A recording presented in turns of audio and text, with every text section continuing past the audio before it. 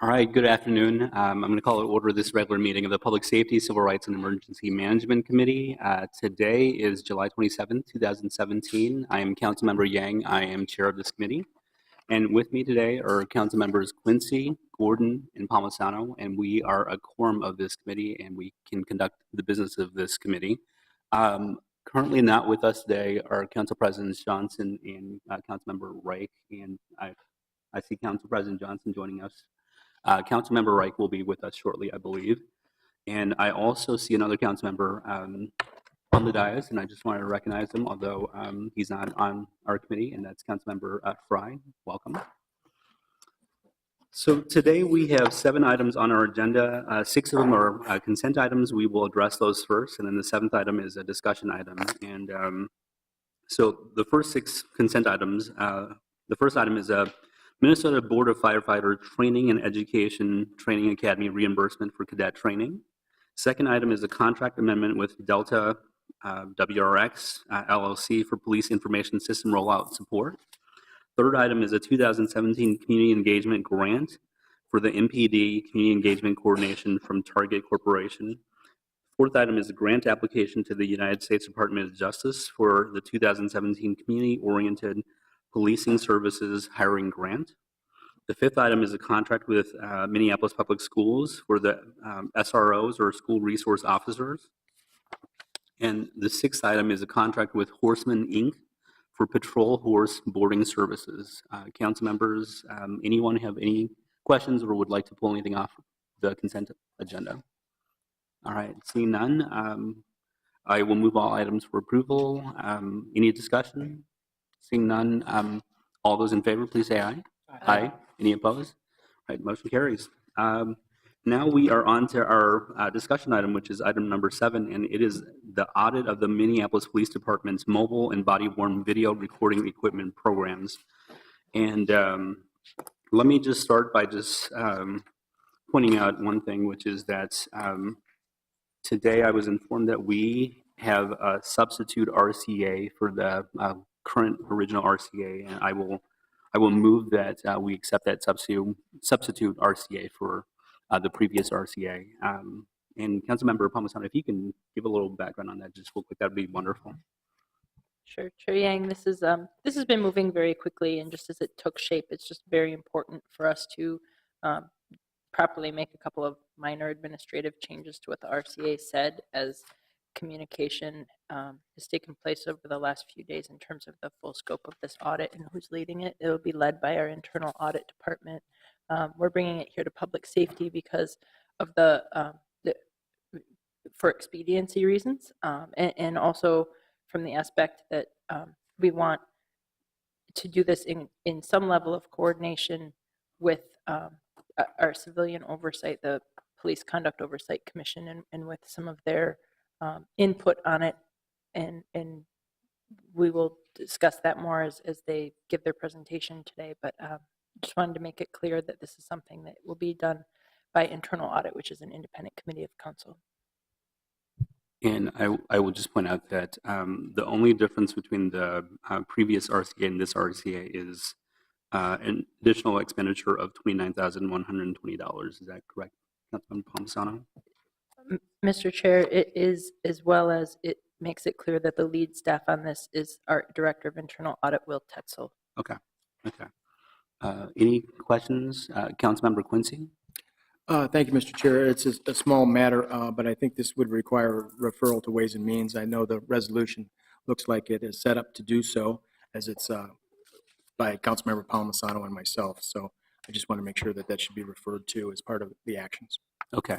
And so, Councilmember Quincy, I mean, I'm going to try to see if I can figure this part out, but I'm going to move for the substitute RCA first, and after that, we will move the resolution as well. Okay. So, what's here is the motion in front of us, which is to replace the previous RCA with the new RCA. Any discussion on that? Right. Seeing none, all those in favor, please say aye. Aye. Any opposed? Okay, motion carries. And Councilmember Quincy, to your resolution, do you want to introduce it, or do you want me just to go? No, and, it's part of it. okay, so with this resolution, we'll just take care of the administrative stuff before we go to the presentation. And so this resolution that's before us is a resolution that each council member has in front of them. And basically, it's a resolution to refer it to Ways and Means, and it's an appropriation of $29,120 from for this audit that's coming from the Finance Department Controllers Division. Is that correct, Councilmember Quincy? Okay. Any discussion on that? Seeing none, all those in favor, please say aye. Aye. Any opposed? Okay, the motion carries. And I want to do one last thing before we start with this presentation, and that's to introduce my colleague, Councilmember Reich, who is joining us right now, and he's a member of this committee, so welcome. And let's start with the presentation.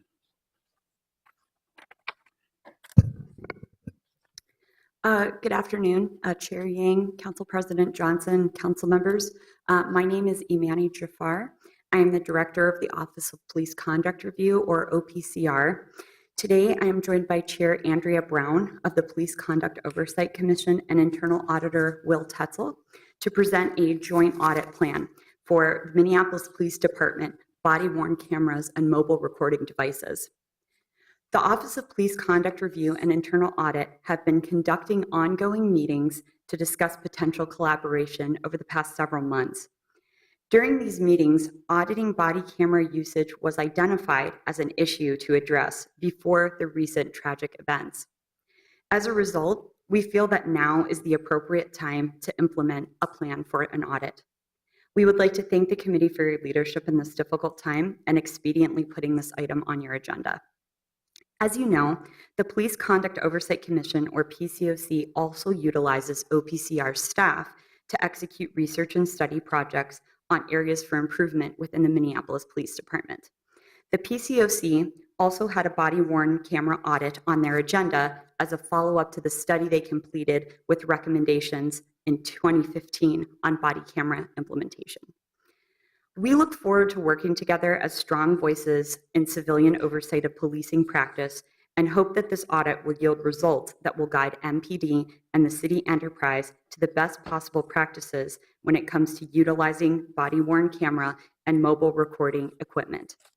We are encouraged with this morning's comments from Chief Arredondo that they will utilize the results of this audit to guide further necessary policy changes for MPD. With that, I would like to invite Chair of the PCOC, Andrea Brown, to discuss the PCOC's role in this audit. Thank you.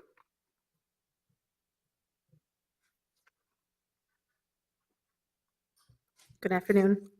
I am Andrea Brown. I am the chair of the Police Conduct Oversight Commission. I have been the chair since inception of the PCOC, and we have been invested in the best practices for the body-worn cameras since 2014. With the assistance from the OPCR, we have conducted exhaustive research and listening sessions to present a thoughtful and comprehensive approach to the body camera implementation. It is on our website, and with the recent tragedy, more people are now looking at that. PCOC has been in discussion during several meetings about how we proceed with this audit, monitoring the MPD body camera usage. As a group dedicated to policy improvement, we feel that this is incredibly important for us to be a part of this ongoing development and the changes that were announced this morning. I was made aware of them about 30 minutes before the press conference. We are looking forward to working with the OPCR and the internal audit to develop these recommendations for better MPD policy while giving the community a voice during that process. And that's really, as I've said numerous times before all of you, that we are that bridge to bring the community voice in a process like this. So we appreciate any support that you could give us during this difficult time. Thank you.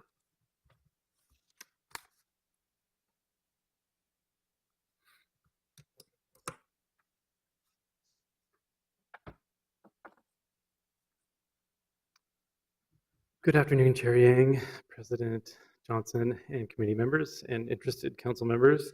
My name is Will Tetzel. I'm the Director of Internal Audit here at the city, and I'm here to talk to you today about the project that we have at hand, where it's coming from, some involvement we've had in this in the past, and to answer any questions about the work that we plan on doing.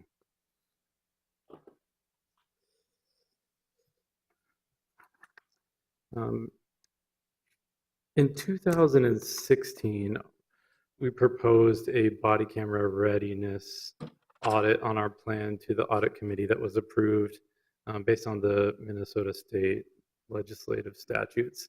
Due to the timing, those were still being formulated, so due to the timing, we deferred that audit to 2017. So we did have some work on our plan this year to cover body cameras. The intention now is to expand that from just looking at the state legislative requirements to something that's a little bit more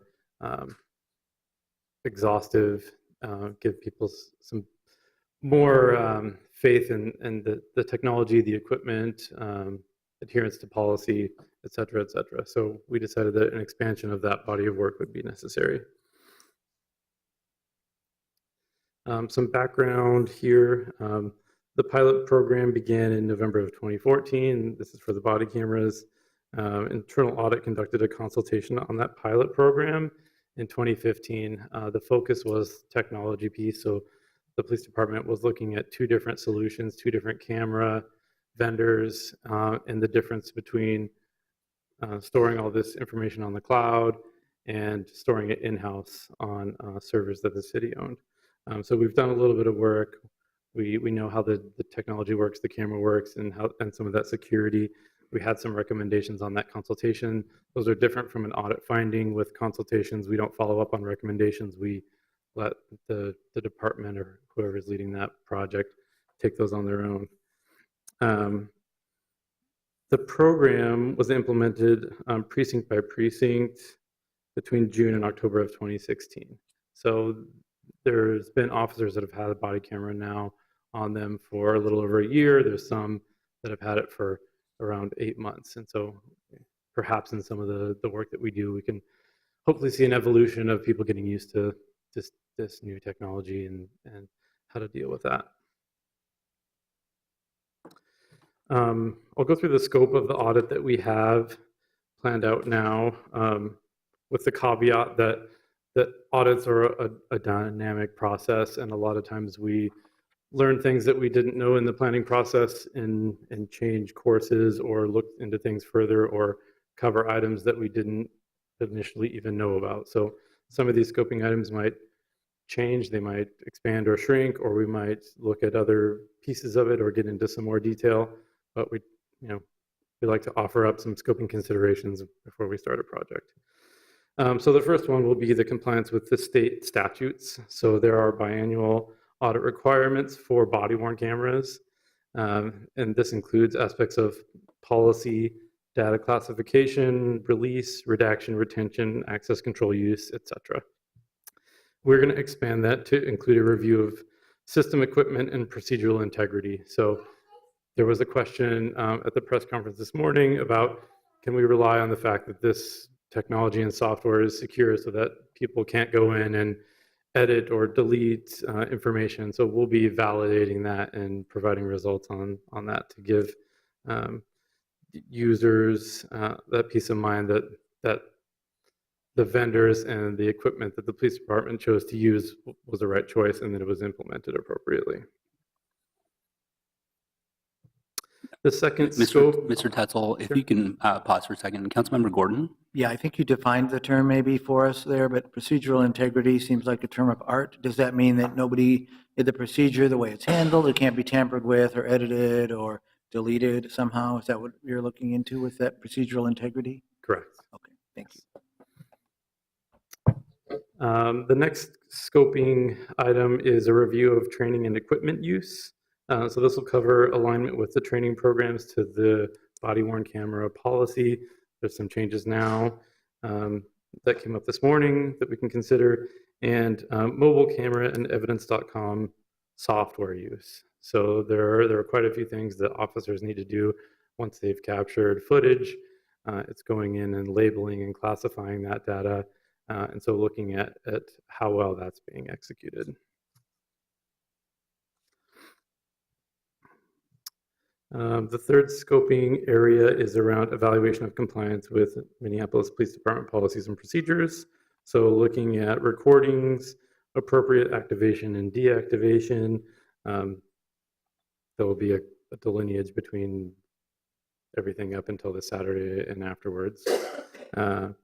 Program oversight and usage analysis. So because there's so much data out there and there's great metadata within the software that the body camera is used through, we can carve that out to help clarify and some of the probably questions that are already out there of, average hours per use and why is it different between different officers.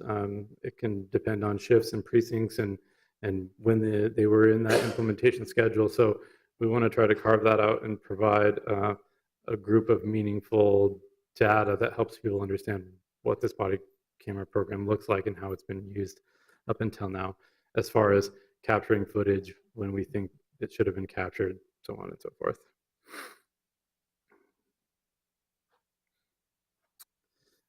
To discuss the audit process a little bit, we've done some past work with body camera. An audit is conducted in a few stages: planning, fieldwork, reporting, and follow-up.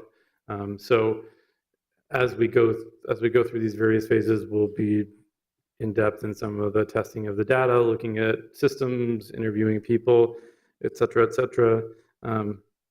Again, calling out that this is a dynamic process, so it's really hard to determine what's going to end up on the report because we might learn things that we didn't understand before, or new questions might come up and that we feel we should dive into. So it's really hard to determine based on the scope that the scope items are going to equate to audit findings. It's kind of all over the place at this point as to what that could look like. And I also want to make a point to this committee and the audience that auditing is a collection and presentation of facts. There's going to be times where you can take facts and formulate opinions on those. We don't do that. So we're here to present facts, and there are probably other organizations, perhaps the PCOC or other bodies that can use those facts to create opinions or influence policy change, but we're not here to give our opinions on how this is working. We're here to provide facts to the audit committee, who will then share it out with the rest of council. That's what I have for you today. Mr. Tetzel, I just wanted to ask a question with regards to the pilot that we did in, I believe, 2014 when we were testing it in specific precincts. Did it come up, the issue of whether officers were using the cameras enough, or whatever enough means, or did that become an issue at all? Chair Yang, it did. I mean, this was pilot phase, and so I think expectation setting was still underway, and it was. I can't remember if it was voluntary or involuntary, or there was both from participants. And so I don't think the focus was on using it for certain instances. It was more of, does this work? Does this capture images appropriately? Can we get them back into this system? Do we know what to do once we have them here? How do we classify them? What are the retention schedules there? Can we rely on the technology? Is it safe and secure? That was more of the focus because we weren't in that sort of go live mode. Okay, and this audit is covering situations such as squad cams and body cams. Is that correct? Yeah. So Okay. Mobile video recording, right? Okay, and with regards to meeting statutory requirements, I mean, this allows us to be in compliance with what the statute requires, right? Yes, it does. Yeah, Okay. we'll cover all of the state audit requirements. Okay. Councilmember Gordon? I wonder if you could just tell us a little bit about Backbone Enterprises, Inc. It looks like the action that we're going to take in the staff direction is to approve the appropriation of $29,120 to the audit department, and then the authorizing contracting it or expanding the contract with Backbone Enterprises, Inc. I'm just curious if people from that organization will be here to help provide the report or their information, or how much work they're going to do, or what role they're playing, because maybe that would be ridiculous to have them come if they're just deep down in the investigation. So could you tell me a little bit more about that? Chair Yang, Councilmember Gordon, we don't have enough money in our budget to have full-time IT auditors on staff. They're very expensive and they're very hard to get talented ones. And technology space is growing so rapidly that even if we found one person, they probably wouldn't be a subject matter expert across the board. So a lot of smaller audit firms and some larger co-source that functionality. So we have a budget for a certain amount of hours with a local IT audit firm. We have a contract in place with them now. They were in our budget to do the minimum requirements for the state audit. And so we got an estimate, a quote from them of the expanded pieces that I discussed with them that we'd like to cover, and got a quote for what that would cost us beyond that. So it's basically staff, co-source staff. And are they a highly respected local firm? Is there? They are a minority-owned local firm of professional auditors with a lot of experience. They do work with many organizations within Minnesota and across the country. Ultimately, would it be to our advantage to have them come back and report in with you to the committee, or are they just going to do kind of supportive work with your efforts and you'll be able to answer all the questions? Or you could think about that if you don't. Chair Yang, Gordon, they have presented to the audit committee. And, Okay. and so they can, if something is to the level of technical expertise that's beyond my ability to communicate effectively to you guys, then they can come in and help with that. I think that would be helpful because my ability to maybe understand it would also be, not that I'm on the audit committee, but just understand it better, that would be very useful. I guess my last question is, and I'm assuming that the answer is just yes, but the police department is open to this and interested in planning to cooperate fully with the audit? Chair Yang, Councilmember Gordon, yes, they have, and honestly, they always have been. And With all the audits that we've done with the police department, they've been very open to working with us. So. Excellent. Thank you. And Councilmember Gordon, I mean, we have representatives from the police department, and so certainly, if you'd like for them to answer the question, that'd be great too. But Mr. Tetzel has answered the question. I don't know that it's necessary, Okay. and they were nodding and that they're here in the room, and I just wanted to have that Okay. question asked and Fair answered. enough. Okay. Mr. Tetzel, just another question with regards to, there's a story on KSTP about a couple weeks ago with regards to looking at officer usage of their body cameras and seeing the amount of hours that were being, or our body cameras were being turned on and those sorts of things. And I mean, this is covered under the audit, right? Yep, that's readily available data. And sorry, Chair Yang, that's one of the reasons that we wanted to meaningfully carve up that data, because I don't want to put a blanket statement out there to say the average body camera footage of a Minneapolis police officer is X. I don't know if that's a fair statement to make. I think we should break it out in a way that seems more meaningful and useful for decision makers. And once we have those breakdowns, though, are we going to be able to answer why the cameras are being turned on as they are? I mean, why they aren't being turned on as they are, or any of that stuff? Or, I mean, I remember, you had just said that, an audit really is about the facts, not about, finding recommendations or any of that stuff. But I mean, once the facts come out, I mean, I think is it going to be clear for, let's say, MPD to understand how to tackle those issues? Chair Yang, that'll probably be some subsequent conversations between your committee and the police department potentially, unless an officer in adherence to the policy didn't turn their camera on and then later noted in their report that they didn't and why they didn't. We'd be happy to share that, but I doubt we'll be interviewing officers and trying to get answers as to why they weren't using their cameras for certain situations. All right, well, thank you. Councilmember Palmisano? Thank you, Mr. Chair. I have a couple of questions. So the first one would be for Mr. Tetzel. The objectivity of audit is really important, and yet so is community input once you have that information. Can you tell me a little bit about how our Civilian Oversight Commission will be involved in your work? Chair Yang, Councilmember Palmisano. Correct. We're audit isn't accustomed to yet. Working with the public a lot. We haven't. The PCOC has. I think we can work with the PCOC to understand what concerns that they have that we could scope into the audit, and give them that assurances that these are things that we can cover, but also let them know that these are topics that either we don't have the expertise to audit, or these aren't really auditable things because we can't give you facts on these.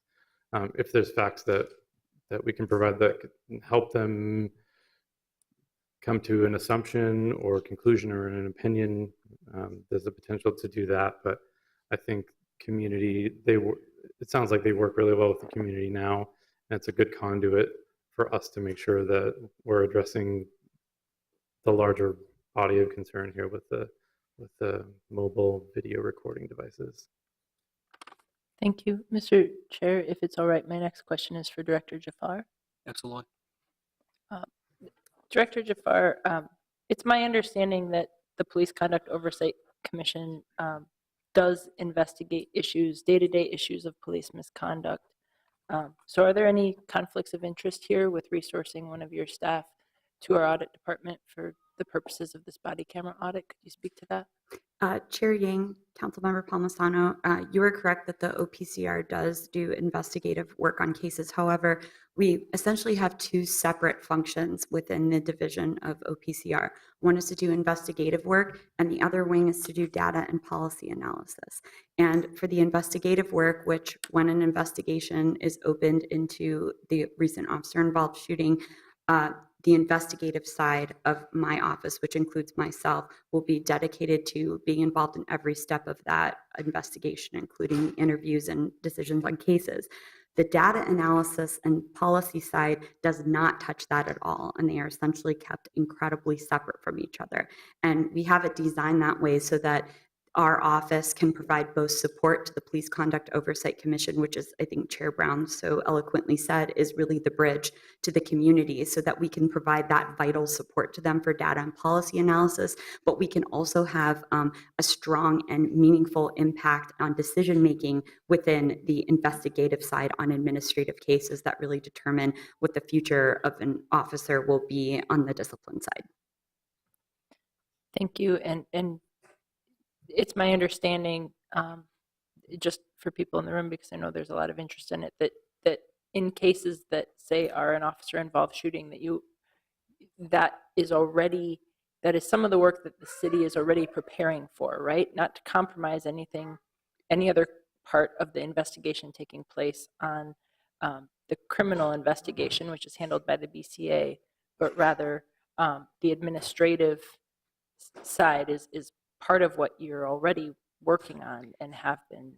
Chair Yang, Councilmember Palmisano, you're correct. And unfortunately, Data Practices Act prevents us from talking about specific details, but we can say that we've definitely been in preparation to handle things on the administrative side. And in case people don't know, I know the council is very familiar with this, that Office of Police Conduct Review handles all complaints of police misconduct against an officer, except for one carve-out, which is essentially HR claims, respect in the workplace claims, because that just isn't really appropriate for our office. But everything else, including public complaints and complaints that arise internally between a supervisor, between officers, those are things that civilians are all involved in the city of Minneapolis, and that's a unique model within the country. Thank you. I think that is a little bit misunderstood sometimes. Mr. Chair, if I may, I have one last question, and it actually is for Deputy Chief Glampy. As we've looked at scoping our audits in the past, and as you know, I've been working on this for over a year, and I really appreciate my colleagues' support to make some of these things happen now. But Deputy Chief, one of the questions that came up today in the press conference and the recent change in standard operating procedure for body camera policies is about, have we scoped out enough storage for this change in policy that that the acting chief Arredondo suggests? And it occurs to me that maybe that should be part of this audit, yet we have scoped it in the past. So I'm curious, how does that change from your perspective? You've been so involved in the implementation of body cameras, and Do we have enough storage for the changes that are coming here starting Saturday in our police department? Chair Yang, Council Member Palmisano, the answer is twofold. One, from just purely having enough space to store, yes, we do. We have unlimited storage, which is a great thing. We did that intentionally. The unintended consequence then is once you have all this data, and you and I have talked about this before, is now having to sift through it, whether it be our own investigators or from a public data standpoint, the personnel and the time it takes to sift through all of that. So it does come with that unintended consequence once you start adding up all the storage.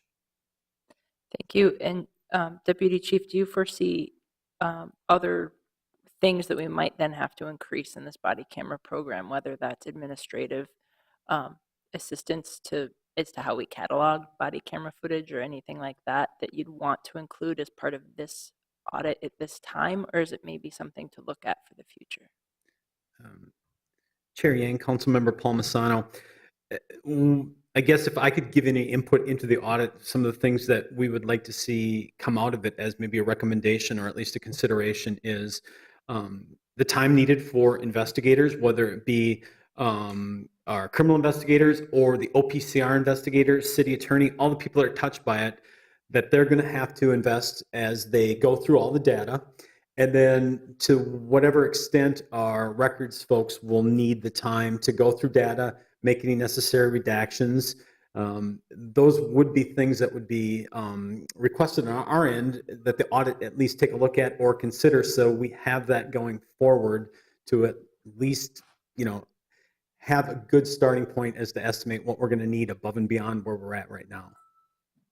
Thank you. Thank you. And Deputy Chief Glampy, since you're here and there was an announcement this morning, you want to summarize that for us just real quick? The summary with regards to the change in body cam policies. Absolutely, Mr. Chair. Essentially, the activation of the body cameras is now going to be quite simple. You turn it on for almost every single call you go to, whether it's one you're dispatched to or one that you self-initiate. There's very, very little room not to turn your camera on. And in those cases, nobody should expect anything to have been captured on that anyway. If somebody stops you in the hallway and says, "How do I get to the council chambers?" we don't expect an officer to turn it on at that point, but certainly just about everything else. The expectations in this policy change have been made very clear that the camera will be on. Was that the only thing that happened today in terms of the new change in the policy? I was not at the press conference, but Okay. I would say from Okay. my recollection of those changes, it's all in the activation. Okay. Thank you. Councilmember Quincy? Thank you, Mr. Chair. I thought I'd just offer, as Councilmember Palmisano and I had attended, it was really, in my view, and Deputy Chief, if you could add to whatever I suggest or correct me, it's a clarification of what expectations that we already had in, that the cameras would be used. And this just made it very clear when they would be turned on without leaving any less room for discretion. And it would still be consistent with the state law that we're operating under. And I think it also outlines some disciplinary actions and processes if those weren't complied with as options. I think those are the three takeaways I took out of the acting chief's order for revision in the policy.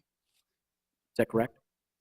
Mr. Chair and Councilmember Quincy, absolutely. That would be how I would sum it up. I know the Chief Arredondo has had those conversations about that, and I think again it's putting every one of us on notice. This is what the expectations are going forward. Thank you. Councilmember Palmisano? Thank you, Mr. Chair. Deputy Chief Glampy, one last question. Could I ask, what are your expectations on how quickly the public can expect officers to adhere to a policy change like that?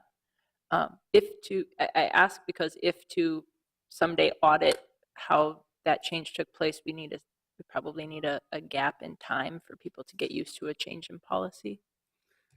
Mr. Chair, Councilmember Palmisano, By contract, these policy changes are not in effect for 3 days. And I saw in one news media outlet that there was question, why is this? It's in the contract that we have to give time for notice to be made. So in 3 days, our expectation is the minute these are in effect on, it would be Saturday with the day watch shift, that they're adhered to. Beyond that, there's really no excuse. Saturday morning, these are in effect, and quite honestly, if you know about them today, you should be adhering to them today. But our expectation is upon effective date and time, they're adhered to. Thank you. Councilmember Gordon? I'll just note that all the changes to the policy are available online, and you can review them in this directory. It looks like it was, there's several things that were done to strengthen the policy and make it clearer that cameras have to be on. So, Yeah, and Deputy Chief Glampy, that was not a trick question for you. I mean, I just thought it was appropriate just because it had been announced this morning. So thank you for being here, and I really appreciate it. I have just one last question, very simple question for Director Tetzel.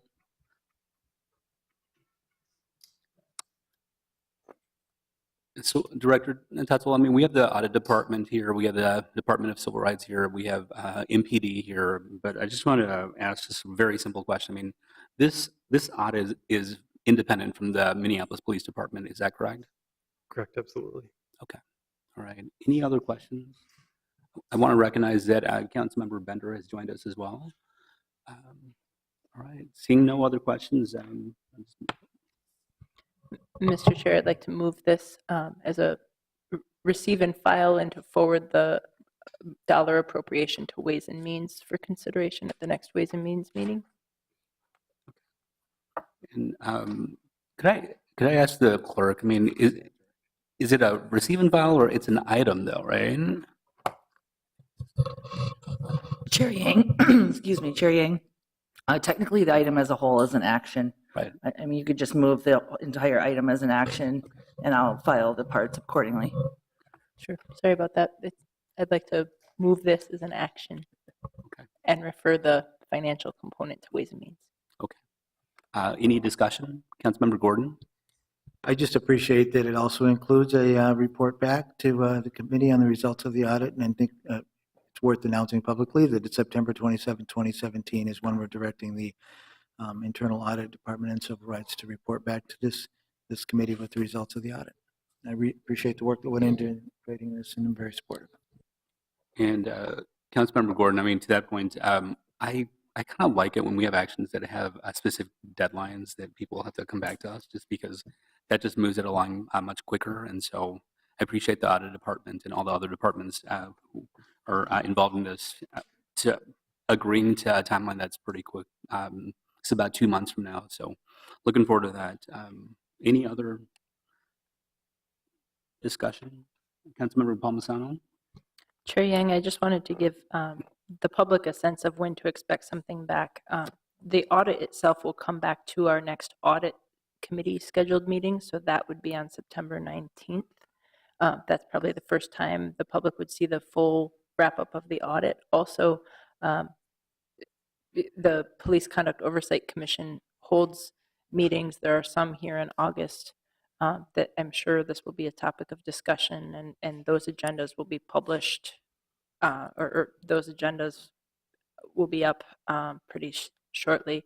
I just wanted to give people the aspect of what to expect, and then when it comes back here to public safety, I think it's time for more of a council level discussion, council committee discussion as to what to maybe do with it. All right. Seeing no other discussion, I will just point out that we have a motion before us to approve this item number 7. All those in favor, please say aye. Aye. Any opposed? All right, the motion carries. And with that, we are done with the business before our committee, and so we will adjourn this meeting. Thank you.